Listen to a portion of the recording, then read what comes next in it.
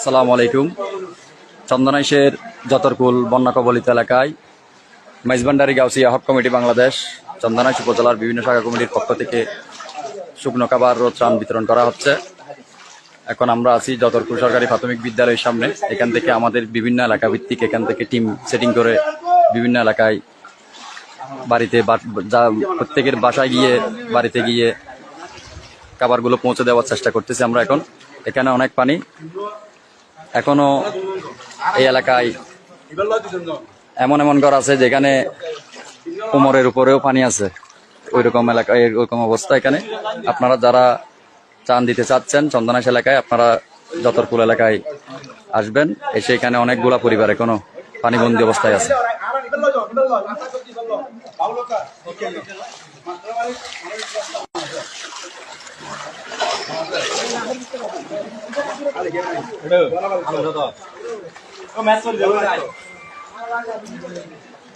Bây giờ tí giờ ai không tin của ai không tin.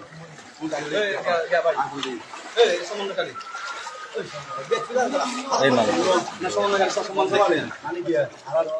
Give me respect. Halal, halal. ওই gear ভাই বেশি অবস্থা খারাপ। হালাল তোরা জন এবার হুটকিলো দিন জন না